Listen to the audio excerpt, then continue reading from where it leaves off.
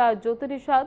Bulletin की शुरुआत करते हैं। बीजापुर जिले में नेमिट पंचायत में महात्मा गांधी राष्ट्रीय ग्रामीण रोजगार गारंटी अधिनियम के तहत गाय शेड और बकरी बकरा शेड निर्माण कार्य में लगभग 6 लाख रुपए के भ्रष्टाचार की शिकायतें सामने आई हैं, जिसमें आरोप है कि इंजीनियर, एसडीओ, पंचायत सचिव, सरपंच और ठेकेदार ने नियमों का उल्लंघन करते हुए निर्माण कार्य ठेकेदार से करवाया, जबकि मनरेगा के तहत मजदूरों या लाभार्थियों द्वारा काम करने का प्रावधान है। इसके अलावा फर्जी बिल और वाउचर तैयार कर सरकारी धन का गलत इस्तेमाल किया गया, तो वहीं इस लापरवाही और अनियमितता के चलते सरकारी पैसे का भारी नुकसान हुआ है। ठेकेदार को जैसा मैं पूछा हूँ कि कितने से मतलब गाय सेट कितने रुपए का, बोले कि 55,000 का। जिस प्रकार देखा जाए तो ये लगभग 30-35 हजार का खर्चा है। जस्ट सरपंच और सचिव बाकी पैसा खा देते हैं, तो इतना में 30-35 हजार में कितना कितना अच्छा बनेगा। ऐसे बोल ऐसा लगभग सीमेंट और रेती से बना है, तो लगभग 10-15 साल चलने लायक है, बट ये 2 साल में गिर रहा है। अभी जस्ट 2-1 साल में फिर सीधा गिर जाएगा बकरी शेड। तो लगभग ऐसे ही मेरे को जैसा ठेकेदार को मैं पूछा हूँ तो लगभग 25-30 हजार का बोले, और यहाँ लगभग 10 से 15 हजार रुपए का खर्चा आया होगा इस प्रकार। ऐसे ही ठेकेदार बोल रहा था। हितग्राही के बोल रहे थे, जैसा आप लोग क्वेश्चन कर रहे हो, तो हितग्राही बोल रहे हो तो उसमें हितग्राही के अकाउंट में तो डला ही नहीं पैसा, और जस्ट लेबर के थ्रू जिसमें एक जन का अकाउंट नंबर मांगे, तो उनके अकाउंट में लगभग 2,000 ऐसे करके उनके अकाउंट में डलवाए। काम जो कराया ना, तो मतलब जैसे काम कराया उनके अकाउंट में डलवाए 2-3 हजार करके, किसी के अकाउंट में 5,000 ऐसे करके डलवाए एक अकाउंट में। ज्यादा 300 मीटर गया, ज्यादा नहीं। अच्छा, कितने ट्रिप रेती गिराए? 2 ट्रिप रेती गया। 2 ट्रिप। इसमें जो फ्लोरिंग हुआ है, फ्लोरिंग किए हैं, इसमें बड़ा बोल्डर और छोटा गिट्टी अच्छा बेस बनाए? नहीं डाले। तो फिर कैसा किए? वैसे मसला मिला के फ्लोरिंग कर दे। तो यहाँ कौन ला के बना के दिया? वही ठेकेदार बनाया। कौन ठेकेदार, क्या नाम के? आंध्रा वाला है कि कहाँ मदड़ वाला बोल रहे हैं। मदड़ वाले? हाँ। तो आपको क्या लगता है कितना पैसा का खर्च हुआ होगा? बहुत पैसा है, मेरे को पैसा अभी बचा नहीं है, पार्टू काम कर रहा हूँ। अच्छा, ये जो सेट बनता है, सेट का पैसा डायरेक्ट हितग्राही के अकाउंट में आता है, क्या आपके अकाउंट में आया था पैसा? नहीं आया। हाँ। मतलब तो फिर किसके अकाउंट में आया था पैसा? उनके सचिव के। सचिव? क्या नाम के हैं सचिव? शशि तेलम। सचिव आपके सचिव का क्या नाम? शशि बेरा शशि अशोक है क्या? शशि तेलम बोलो ना। हाँ, शशि तेलम सचिव। शशि तेलम। बीजापुर कलेक्टर संबित मिश्रा ने छत्तीसगढ़ में बिहार के तर्ज पर मतदाता सूची के तहत एसआईआर को लेकर एक प्रेस वार्ता की, जहां इस दौरान उन्होंने मतदाता सूची की सटीकता और निष्पक्षता सुनिश्चित करने के लिए इस निरीक्षण को बहुत आवश्यक बताते हुए कलेक्टर ने कहा कि इस प्रक्रिया के तहत मतदाता सूची में शामिल नामों की विस्तार से जांच की जाएगी, ताकि कोई भी त्रुटि या गलत जानकारी रहित हो। साथ ही उन्होंने स्थानीय प्रशासन और संबंधित अधिकारियों को मतदाता सूची के पुनरीक्षण और सुधार में पूरी तत्परता और ईमानदारी से काम करने के निर्देश भी दिए। बता दें, ये निरीक्षण चुनावी प्रक्रिया की पारदर्शिता और वैधता को मजबूत करने के उद्देश्य से किया जा रहा है, जैसा कि बिहार में किया गया था। तो वहीं इस विषय में अलग अलग विभागों और अधिकारियों का सहयोग लिया जा रहा है, ताकि हर मतदाता का सही रिकॉर्ड सुनिश्चित किया जा सके। 12 राज्य और यूनियन टेरिटरीज में एसआईआर की घोषणा की गई है, उसमें छत्तीसगढ़ भी शामिल है। छत्तीसगढ़ में भी एसआईआर की प्रक्रिया अब जल्द से जल्द शुरू हो जाएगी। इसका जो टाइमलाइन है, ये 4 तारीख से 4 नवंबर से लेकर 4 दिसंबर तक एन्यूमरेशन का पेज रहेगा। इसमें हमारे बीएलओ के माध्यम से सभी घरों में जाके एन्यूमरेशन फॉर्म दिया जाएगा, और ये एन्यूमरेशन फॉर्म भरवा के वापस भी कलेक्ट किया जाएगा। इसके बाद एक ड्राफ्ट रोल, इलेक्टोरल रोल का प्रकाशन होगा, ये 9 दिसंबर को होगा। उसके बाद हम लोग दावा पत्री मंगाएंगे, जिसका भी 1 महीने के लिए समय दिया जाएगा। साथ ही साथ ये सभी एनुमरेशन फॉर्म का परीक्षण किया जाएगा और एनुमरेशन फॉर्म के परीक्षण के आधार पर नोटिस जारी किया जाएगा ERO द्वारा, और उसका परीक्षण करने के बाद जो फाइनल हमारा रोल है वो 7 फरवरी 2026 को प्रकाशित किया जाएगा। तो इसमें हमारा बहुत ही सिंप्लीफाइड फॉर्म है, एनरोलमेंट एनरोलमेंट फॉर्म है, एनुमरेशन फॉर्म है। उसमें सिर्फ 1 पेज का फॉर्म है, उसके पीछे एक इंफॉर्मेशन शीट है जिसमें अलग अलग तरह के दस्तावेज जो मान्य हैं, जिससे अगर पूछा जाएगा तो वो दस्तावेज उनको प्रस्तुत करना पड़ सकता है। ये जो एनुमरेशन फेज रहेगा, इसमें कोई भी दस्तावेज BLO द्वारा नहीं लिया जाएगा। इसमें बस जो आधारभूत उनकी जानकारियां हैं उसको कंप्लीट भरना पड़ेगा। उद्देश्य ये है कि 2003 में भी SIR हुआ था राज्य में, उस 2003 के SIR की जो सूची है उससे अगर कोई ना कोई लिंक बैठ पा रहा है उस नागरिक का, तो फिर उसमें हम लोग को दस्तावेज का रिक्वायरमेंट काफ़ी कम रहेगा। तो इसमें मैं अपील करूँगा कि सभी लोग अपना पूरा कोऑपरेशन दें। अपना जब भी हमारे BLO विजिट करेंगे घर में, तो जो भी जानकारी आपके पास है उसको आप लोग साझा करें, ताकि ये प्रोसेस बहुत ही पारदर्शी तरीके से, बहुत ही स्मूथली हो। सभी को नमस्कार, सभी का स्वागत है। आज जो प्रेस कॉन्फ्रेंस हमने बुलाया है, आप सभी को पता होगा कि सरदार वल्लभ भाई पटेल की 150वीं जयंती के मौके पर कानकेर जिला मुख्यालय में यूनिटी मार्च का आयोजन किया गया।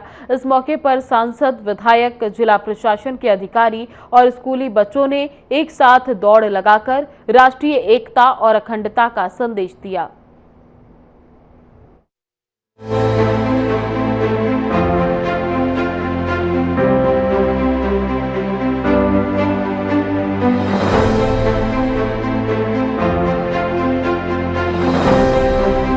कानकेर जिला मुख्यालय में लौह पुरुष सरदार वल्लभ भाई पटेल की 150वीं जयंती के अवसर पर यूनिटी मार्च का आयोजन किया गया। इस मौके पर क्षेत्र के सांसद, विधायक, जिला प्रशासन के अधिकारी, जनप्रतिनिधि और स्कूली बच्चों ने मिलकर दौड़ लगाई। सभी प्रतिभागियों ने एक साथ दौड़कर राष्ट्रीय एकता और अखंडता का संदेश दिया। कार्यक्रम के दौरान पूरे क्षेत्र में देशभक्ति का माहौल देखने को मिला। लोगों ने सरदार पटेल जी के योगदान को याद करते हुए कहा कि उन्होंने देश को एक सूत्र में बांधने का जो कार्य किया है वो सदैव अमर रहेगा। इस यूनिटी मार्च का उद्देश्य युवाओं और समाज को एकता के महत्व के प्रति जागरूक करना था। आज यूनिटी मार्च में यूनिटी का संदेश देने के लिए, एकता का संदेश देने के लिए सब जाति धर्म पंथ के सभी लोग एक साथ मिलकर देश को आगे बढ़ाने के लिए आज यूनिटी मार्च का आयोजन किया गया था। इसके साथ साथ 10:30 बजे सभी हमारे शासकीय भवनों में, ऑफिसेस में यूनिटी का प्लेज भी होगा, उसका शपथ भी दिया जाएगा, ताकि जो अपने देश में सभी लोग एक साथ मिलकर आगे बढ़े। विधायक आशाराम नेताम ने कहा कि सरदार वल्लभ भाई पटेल जी का योगदान भारत की एकता और अखंडता के लिए हमेशा याद किया जाएगा। यूनिटी मार्च के माध्यम से लोगों में देशभक्ति और एकता की भावना को मजबूत करने का प्रयास किया गया है। जिला प्रशासन, जनप्रतिनिधि और स्कूली बच्चों का इस तरह से एक साथ आना पटेल जी के लिए एक भारत के सपने को साकार करता है और ये आयोजन न केवल एक स्मरण कार्यक्रम है, बल्कि आने वाली पीढ़ियों के लिए प्रेरणा का स्रोत भी बनेगा। 50वीं जयंती के अवसर पर रन फॉर यूनिटी मार्च का आयोजन यहाँ पर किया गया था, जहाँ पर क्षेत्र के जनप्रतिनिधि, सांसद, विधायक सहित शासन प्रशासन के तमाम और साथ ही स्कूली बच्चों के साथ दौड़ लगाकर एकता का संदेश यहाँ पर दिया गया। हमारे साथ बात करने के विधायक महोदय हैं, उनसे बात करेंगे। सर, आज 150वीं जयंती पर रन फॉर यूनिटी का आयोजन किया गया था, आप लोगों ने भी दौड़ लगाया, क्या कुछ कहें?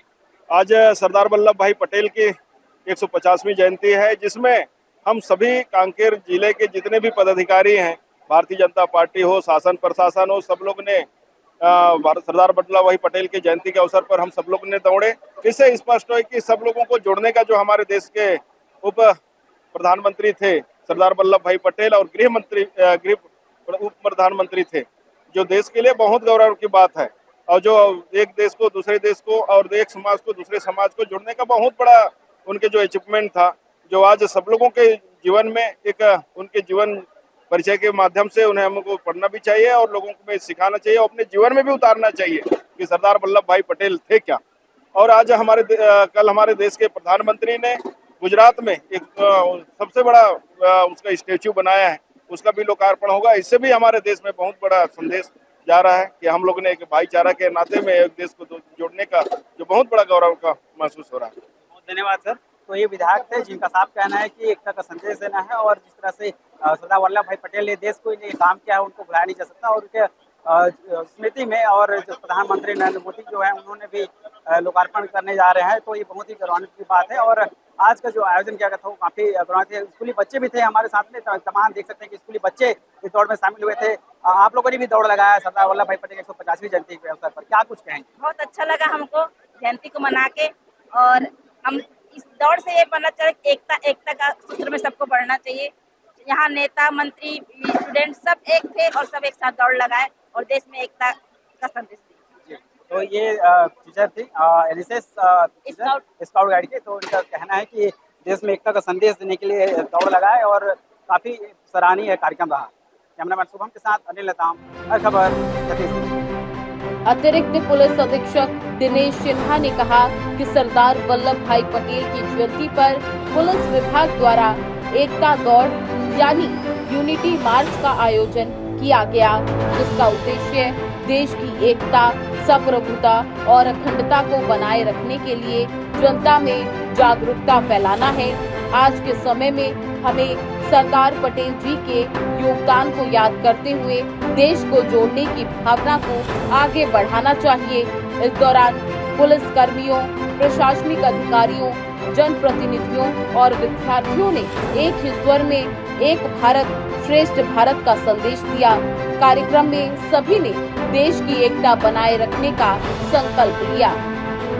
आज 31 अक्टूबर को लौह पुरुष श्री सरदार वल्लभ भाई पटेल के जयंती पर हमारे पुलिस विभाग द्वारा एकता दौड़ का आयोजन किया गया है, जिसमें पुलिस विभाग के हमारे जवान और सभी समस्त अधिकारी कर्मचारी के साथ ही साथ स्कूली बच्चे, एनसीसी कैडेट्स और प्रतिष्ठित गणमान्य नागरिक, आमजन सभी सम्मिलित हुए हैं। जो एकता दौड़ नरहरदेव ग्राउंड से प्रारंभ होकर यहाँ पर डोम में बस स्टैंड में संपन्न हुआ है। इस एकता दौड़ के माध्यम से यहाँ संदेश देना चाहते हैं कि देश की संप्रभुता, एकता, अखंडता को अक्षुण्ण बनाए रखने के लिए जो सरदार वल्लभ भाई पटेल जी का योगदान है उसको चिर और अविस्मरणीय रखा जाए। सरदार पटेल की जयंती पर आयोजित ये यूनिटी मार्च देश की एकता, अखंडता और संप्रभुता के प्रति लोगों को प्रेरित करने का प्रतीक बना। जनप्रतिनिधियों और युवाओं की भागीदारी ने ये साबित कर दिया कि देश की एकता ही हमारी सबसे बड़ी ताकत है। Bureau report.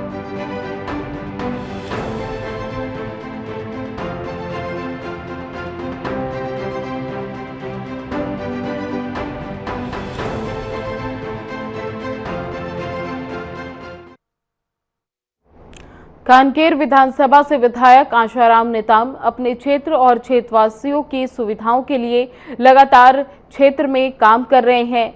उन्होंने लगातार क्षेत्र में कई काम किए हैं।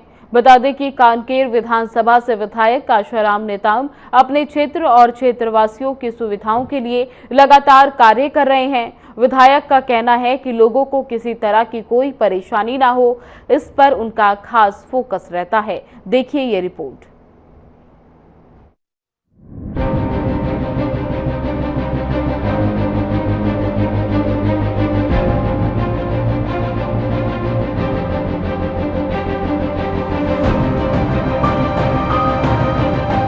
कांकेर विधानसभा के लोकप्रिय और युवा विधायक आशाराम नेताम लोगों की उम्मीदों पर खरा उतर रहे हैं। विधायक आशाराम नेताम ने खास बातचीत में क्षेत्र की समस्याओं सहित उनके निराकरण की बात कही।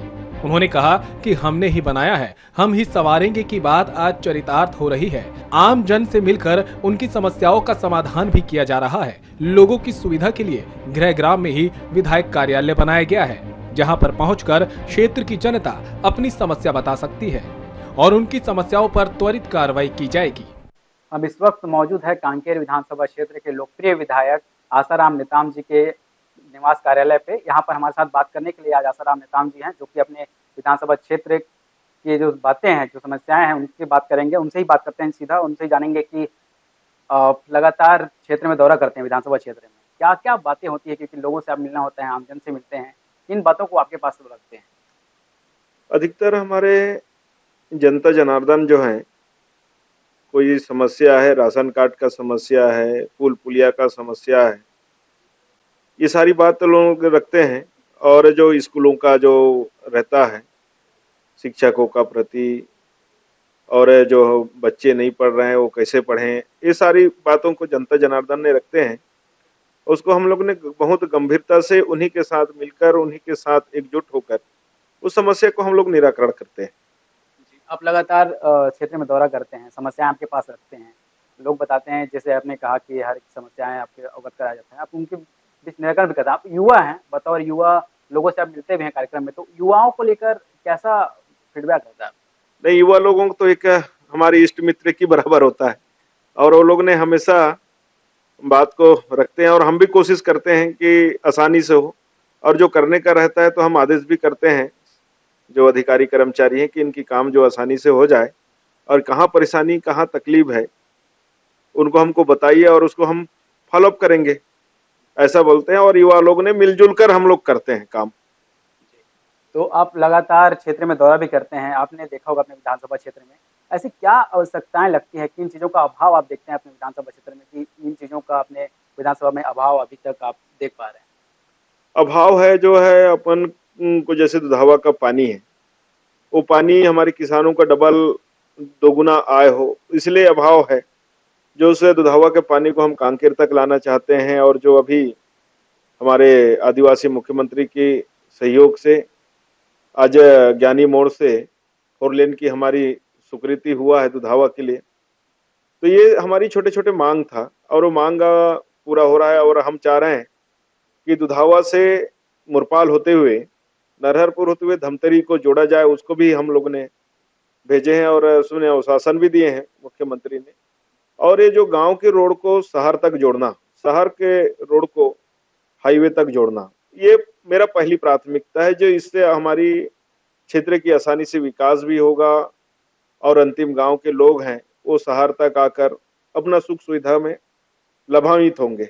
विशेषकर देखा जाता है कि अमूमन जो लोग हैं ग्रामीण स्तर पे, उनको मूलभूत जो आवश्यकताएं होती हैं, जैसा कि सड़क हो गया, पुल पुलिया, इनकी मांगे शायद आप तक भी समस्याएं रखते होंगे, तो इनको किस तरह से आप देखते हैं कि इनका निराकरण कितना जल्द आप कर पाते हैं? अभी मुख्यतः मुझे 2-3 पुल की बात किए थे, उसने हमारी डबल इंजन की सरकार ने तत्काल स्वीकृति दिया। एक पुसवाड़ा का जो पुल का हमने भूमि पूजन किया, एक धनेली कन्हार का कन्हारपुरी वाला मामला था, वो जो पीढ़ापाड़ रोड को जोड़ना था, उस पुल को भी हमारे छत्तीसगढ़ के मुख्यमंत्री विष्णुदेव साय जी, हमारे देश के प्रधानमंत्री के सहयोग से आज वो भी स्वीकृति हुआ, उसका भी भूमि पूजन किए हैं। और एक कुष्टिकुर वाला जो पुल मांग किए हैं, वो भी लगभग स्वीकृति कगार में है। तो प्राय प्राय सभी स्वीकृति हो रहे हैं। और एक कांग्रेस की गवर्नमेंट में जो पुल अधूरा था, उसके बारे में भी जनता जनार्दन बोलते हैं, जो शीतलापारा से देवरी मार्ग है, जो बहुत ही खराब स्थिति है। विधानसभा, मेरे कांकेर विधानसभा में सबसे बेकार रोड बन चुका है, और आए दिन उसके लिए बात उठते रहता है। तो अभी जैसे ही बरसात खत्म होगा, कहीं से भी उसको करके हमने पेचवर्क कराएंगे, और पेचवर्क के बाद शीतलापारा जो है, कांकेर के शीतलापारा से होकर उसे चौड़ीकरण करते हुए देवरी को अच्छा सा रोड दें। यही एक विसंगतियां हैं। आप लोगों की सरकार है, और बतौर भाजपा सरकार का स्लोगन भी है कि हमने ही बनाया है तो हम ही संवारेंगे। आप देखते होंगे कि किस तरह से जो अपने विधानसभा क्षेत्र में क्या कुछ संवारने की आवश्यकता है, जैसा कि आप लोगों का स्लोगन भी है, और डबल इंजन की सरकार जैसे आप कह रहे हैं, तो क्या कुछ और बेहतर अपनी विधानसभा संवारने की आवश्यकता महसूस करते हैं? विधानसभा में संवारने के लिए जितने भी कम करने जाएंगे वो कमी है। जैसे पर्यटन के क्षेत्र में है वो, जिससे हमारी आय भी बढ़ेंगे, लोगों के रुझान होगा, टूरिस्ट आएंगे। जैसे दुधावा डैम है, वहाँ पहाड़ है, उसको टूरिज्म की दृष्टि से अच्छा हो जाएगा। मलांच कुडुम है, चर्रे मर्रे हैं, और हमारे देश के गृह मंत्री के सहयोग आशीर्वाद से नक्सल मुक्त है, तो हमें विकास आसानी से होगा, ऐसा अनुभव है।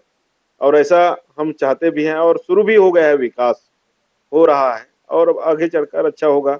हमारे जो हमने बनाया तो हम ही संवारेंगे। हमारे छत्तीसगढ़ के मुख्यमंत्री डॉक्टर रमन सिंह जी ने बनाया था, सोच था, और उन्हीं की जो है आज वो बनाए थे, हम ही संवार रहे हैं। ये स्लोगन सार्थक लाभान्वित हो रहा है। और जब तक एक दूसरे में बताएंगे नहीं, एक दूसरे में चर्चा नहीं होगा, तब तक विकास संभव नहीं है। दोनों तो जनता से भी हो, नेता से भी हो, सरकार से भी हो, एक तालमेल हो, एक वार्तालाप हो, तभी है। और देखो, हमने जाते तो हैं एरिया में और लोग ने कहीं नहीं बताएंगे, लोगों से हम मिलेंगे नहीं तो दुख सुख भी पता नहीं चलता, विकास भी पता नहीं चलता। तो एक दूसरे में समन्वय भी जरूरी है और बातचीत भी हो, तभी विकास हो सकता है। छत्तीसगढ़ में डबल इंजन की सरकार काम कर रही है और लोगों को बेहतर सुविधाएं देने का पूरा कार्य किया जा रहा है। प्रदेश सरकार भी जन आकांक्षाओं को ध्यान में रखकर काम कर रही है और प्रदेश की जनता को सरकार की महत्वपूर्ण योजनाओं का लाभ मिल रहा है। तो ये थे हमारे साथ आसाराम नेताम जी, जिनका साफ कहना है कि सरकार और आम जन के बीच में आपसी सामंजस्य और बातचीत के माध्यम से ही विकास के पैमाने नाप सकते हैं और जो उनकी समस्याएं उन पर खरा उतर सकते हैं। जैसा कि भाजपा सरकार का स्लोगन है, हमने बनाया हम ही संवारेंगे, तो लगातार संवारने की दिशा में काम हो रहा है और आने वाले समय में छत्तीसगढ़ को और भी बेहतर दिशा में यहाँ पर देख सकते हैं। कैमरामैन शुभम के साथ अनिल नेताम, हर खबर, छत्तीसगढ़।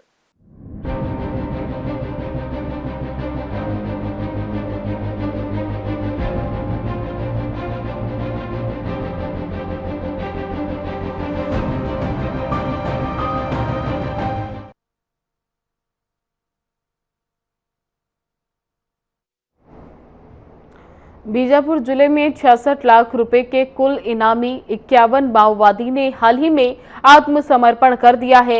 इनमें 20 माओवादी के ऊपर ये कुल इनाम घोषित था और आत्मसमर्पण करने वालों में 9 महिलाएं और 42 पुरुष शामिल हैं। ये आत्मसमर्पण छत्तीसगढ़ सरकार की पुनः मनरेगा पुनर्वास से पुनर्जीवन नीति और नक्सल उन्मूलन अभियान के तहत हुआ।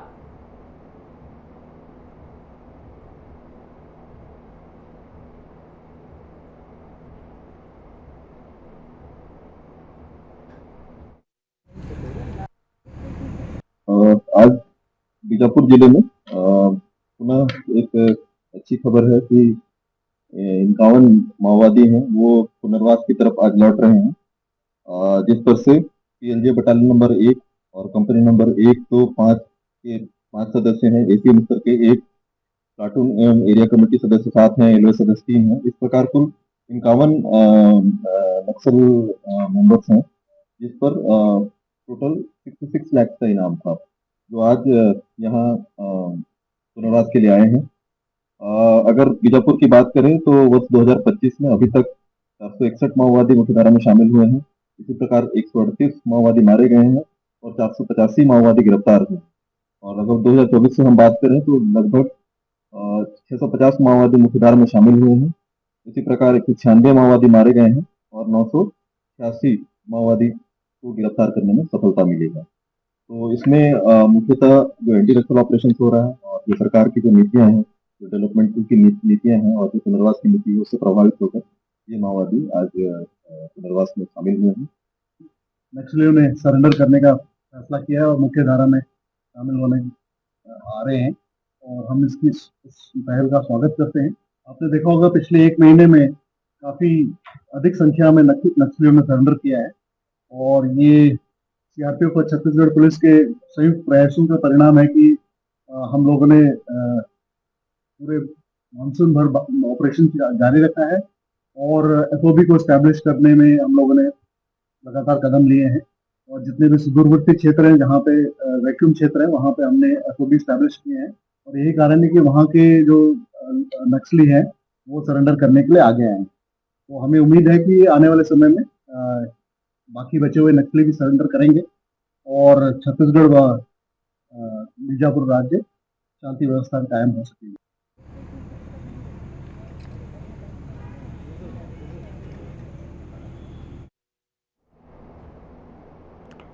बीजापुर जिले के विधायक विक्रम मंडावी ने प्रेस वार्ता में बीजेपी पार्टी पर गंभीर आरोप लगाते हुए कहा कि भैरमगढ़ के उस पारी में कुल 109 एकड़ जमीन पर बीजेपी द्वारा कब्जा कर खनिज संसाधनों और जंगल की जमीन लूटने का काम हो रहा है। उन्होंने इस घटना को सुनियोजित धोखाधड़ी करार दिया और सरकार से उच्च स्तरीय जांच और जमीनों की तत्काल वापसी की मांग की है।